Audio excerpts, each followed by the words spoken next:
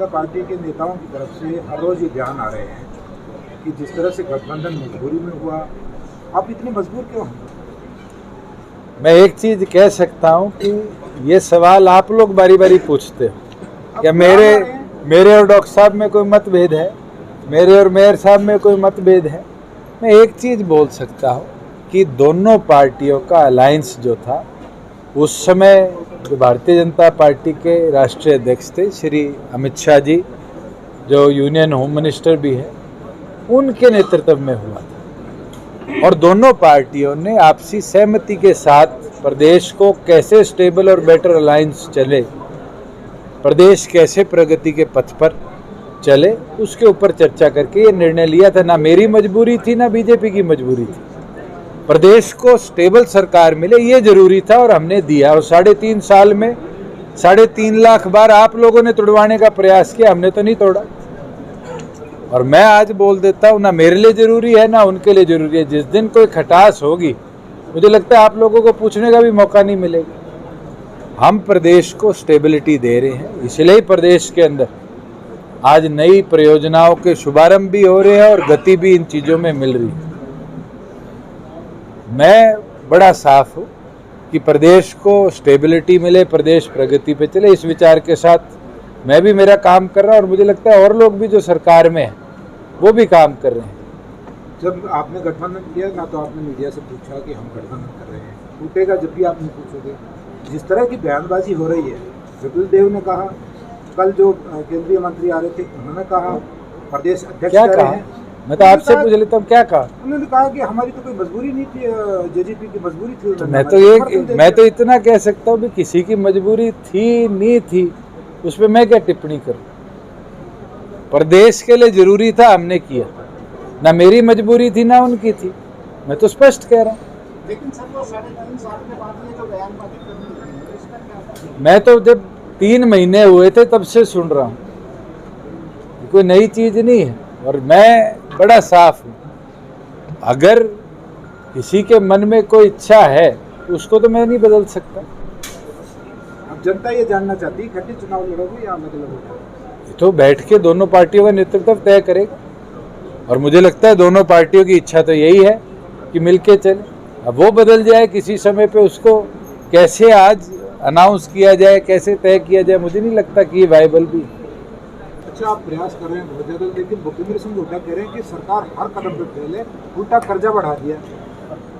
आपने नाम ले लिया तो बता देता हूँ, हमारे 3.5 साल में क्यों 8 साल ही कह दूँ मैं, कोई एक इंडस्ट्री प्रदेश छोड़ के भागी हो,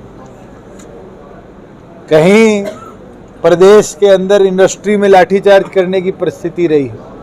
मैं प्राउडली कह सकता हूं कि 34,000 करोड़ का निवेश तो हम 3.5 साल में प्रदेश में ला पाए, और वो इंफ्रास्ट्रक्चर किसी प्रदेश का नहीं। आज रोजगार बढ़ेंगे, एडिशनल इन्वेस्टमेंट प्रदेश में आएगी।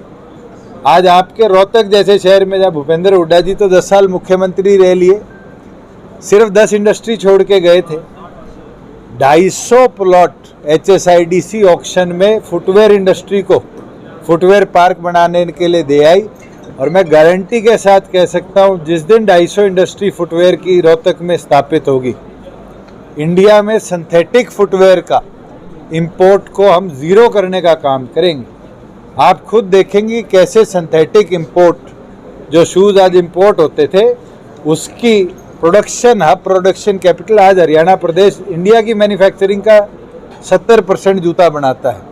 मैं ये मानूंगा कि सारा एक्सपोर्ट को हम इंपोर्ट को हम कन्वर्ट कर मेक इन इंडिया प्रोडक्शन पे लाएंगे, और मेक इन इंडिया से हम एक्सपोर्ट के भी अपॉर्चुनिटी हमारे इंडस्ट्रियल एरिया को देंगे।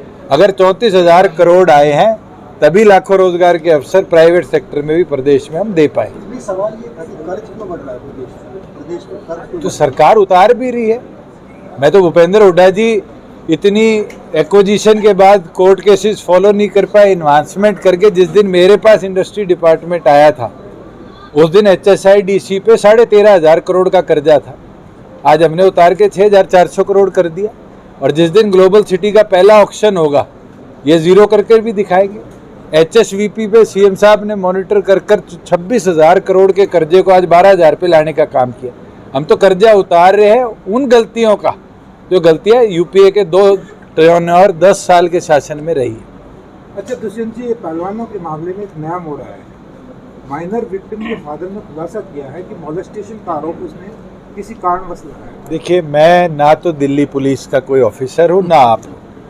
दिल्ली पुलिस इसको इन्वेस्टिगेट कर रही है। एक दिन छप जाता है आंदोलन खत्म, 15 मिनट बाद आता है आंदोलन चल रहा है। एक दिन आप छाप देते हो कि बयान वापिस लिया, दूसरे दिन चलता है कि नहीं बयान नहीं बदला। ना मुझे ये पता क्या इनिशियल 161 का बयान था, क्या बयान मजिस्ट्रेट के आगे हुआ है। लेट दिल्ली पुलिस इन्वेस्टिगेट, और टाइम बाउंड मुझे लगता है स्पोर्ट्स मिनिस्टर के साथ उनकी बैठक होगी। टाइम बाउंड दिल्ली पुलिस इसको इन्वेस्टिगेट कर अपनी कंप्लायंस जब कर लेगी तब इस पे बयान करना कोई बेहतर है। चुनाव सर बड़ा मुद्दा है, 2019 में भी आपने कहा पीछे दिग्विजय सिंह इनसो के साथियों के साथ सीएम साहब से मिल के आए थे। अभी तो एडमिशन्स चल रहे हैं, एडमिशन्स कंप्लीट हो उसको टेकअप करेंगे। Thank you sir.